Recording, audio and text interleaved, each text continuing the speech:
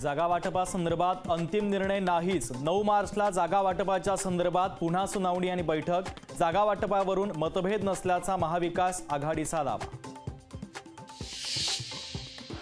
महाविकास आघाडीच्या बैठकीमध्ये जागा वाटपावर चर्चाच नाही। वंचितचे प्रवक्ते सिद्धार्थ मोकळेंचा दावा। मी आघाडीसोबत, आघाडी माझ्यासोबत नाही, आंबेडकरांचं बैठकीत मत।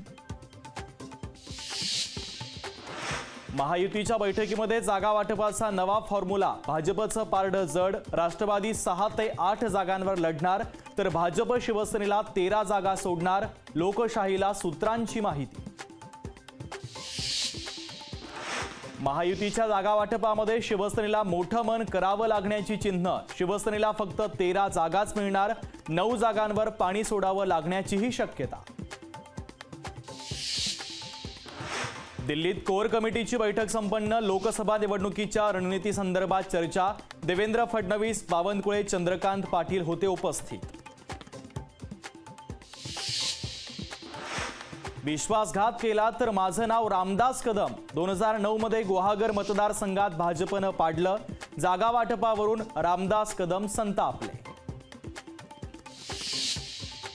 नार्वेकरांच्या आदेशाविरोधातील ठाकरे गटाच्या याचिकेवर उद्या सुनावणी। न्यायमूर्ती DY चंद्रचूड यांच्या अध्यक्षतेमध्ये होणार महत्त्वाची सुनावणी। छत्रपती संभाजीराजेंचं वडिलांसाठी एक पाऊल मागे। कोल्हापूरकर आणि शाहू महाराजांची इच्छा पूर्ण करणार। संभाजीराजे छत्रपतींचा निर्धार। शिवसेनेच्या ठाण्यावर भाजपचा दावा। ठाण्यातून लोकसभा लढवण्यास भाजप इच्छुक। भाजपच्या दावेदारीनं शिवसेनेच्या पोटात गोळा। लोकशाही मराठी ऐका, पहा, जागरूक रहा।